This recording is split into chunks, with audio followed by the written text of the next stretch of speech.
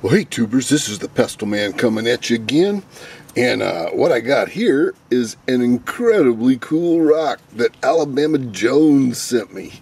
Thanks, bud. What a crazy rock. It's a huge chunk of petrified wood, but it's got all these really unusual features. It's like some of it is really black, including all these really amazing little black crystals inside there. Just a ton of little black crystals. I have no idea what makes black crystals. Black diamonds, I'm hoping. Well, anyway, I love crazy things. And, boy, this is sure one. Thanks, Bammer.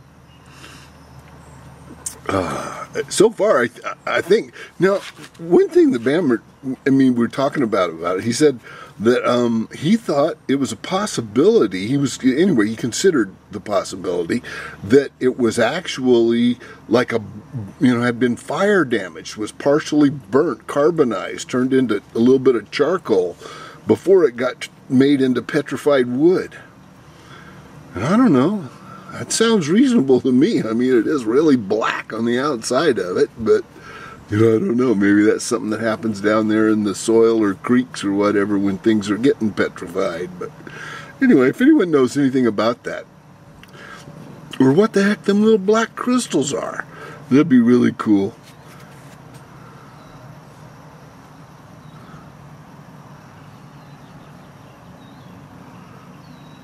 Thanks a lot, you guys. Okay,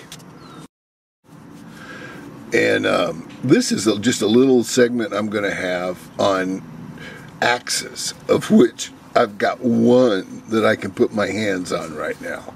It's actually the only one I ever found, and look what a terrible example of an axe it is. I can't believe it. I probably found more monos and matades and pestles anyway than anybody else alive at this point. And this is the best I could come up with for an axe? Oh, man. The one thing, my one consolation, is it's a full groover.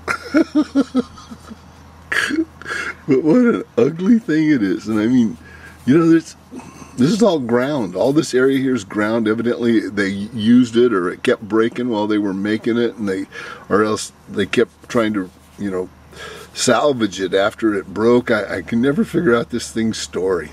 But anyway, my son was really good at finding them. When he was like 9 or 10, 11 years old in that area, man, he found like one every trip for about, 6 or 8 months.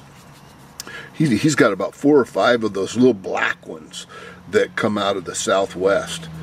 And I don't know where they are. I haven't seen them for a long time. The last I saw him was when he was hauling them off to his fraternity up at Sacramento State, so they may be long gone. But anyway, if I find them, I'll holler you.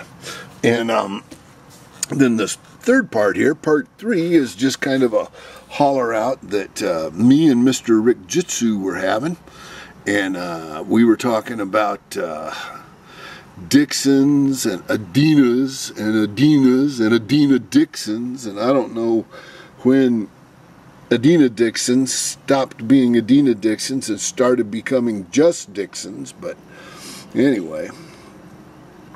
And also, I don't know if, like, these little ones, are those still being called Adena Dixons, or is that, they look like arrowheads to me. But they could be, I don't know. Like here is like the smallest that I could consider a Dixon to be. I thought they were big points. Now, if someone's knows more about it than me, speak up, because I'm not saying I do. I am almost dirt ignorant on them. Other than I like them. I've always liked them.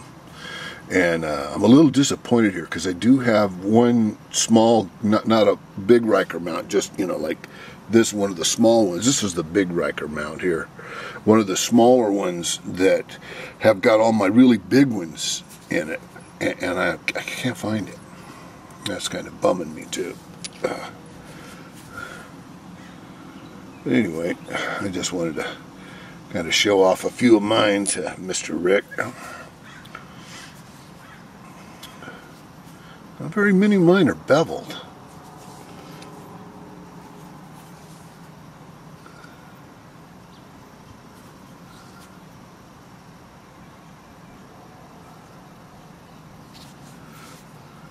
And I do have one crazy one.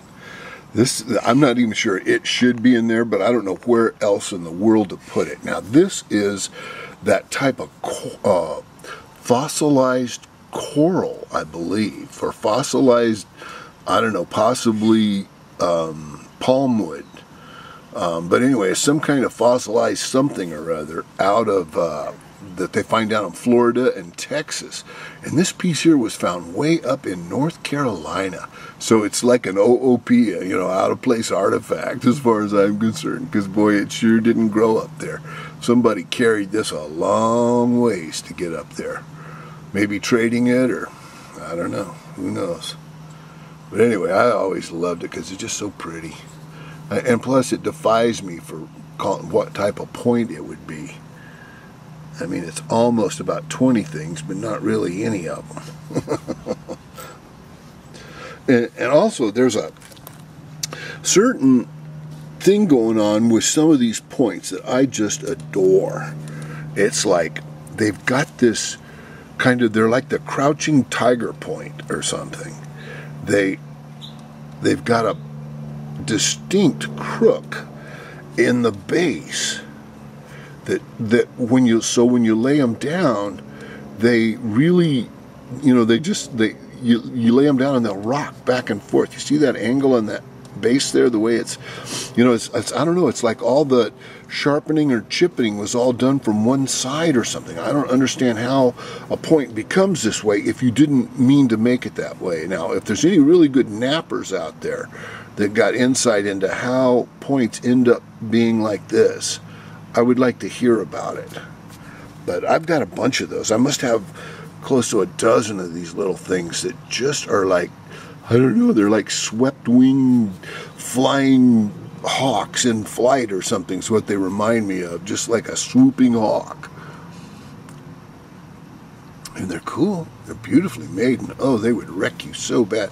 But I think they must have had either they were, no, they're too symmetrical to be a knife. They wouldn't have entered. This is a projectile point. So they must have had some system of, you know, kind of taking, you know, attaching this at, you know, cutting an angle into the end of your, whatever, you know, arrow or shaft or whatever you were, you know, mounting this on, foreshaft or whatever. They must have had a system by which it fit in at an angle on them that, you know, allowed it to stick out straight and fly straight. But I'm curious if anyone else has got any of these things like this or knows anything about them. It's that they're kind of little mysterious thing like that. That little swept kind of birdie in flight look. And I got a bunch of them. Yeah. Okay. Well, anyway, here. Oh yeah, and also I've got these things here, which I am pretty sure are just the tail end, the last thing in a lifespan of an Adena or Adena Dixon type things. That like this here is all the base of what would have been a giant point that, you know, probably came all the way out to here or something, but they ended up just being a tiny little nubbin with a, you know, almost looking like a shark's tooth in this case. You know, that this here was the base of a much larger point that maybe broke or whatever and just got resharpened or whittled down. But I got that going with a lot of them. Anyway, here they are. Here's all my things that kind of look remotely like that.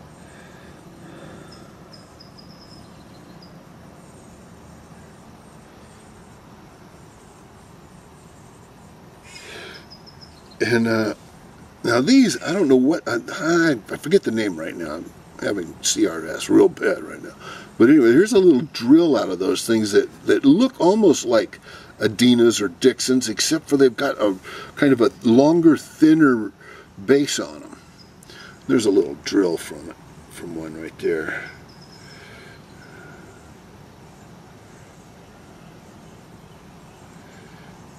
Anyway, this is a holler out to MrRickjitsu.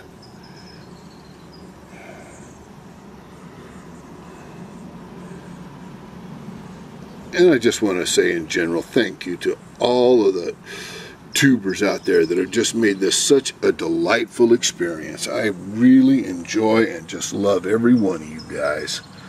I really appreciate you. I feel like you're some of the best friends I've ever had, to tell you the truth. They're just really, really sweet. Thanks a lot, tubers.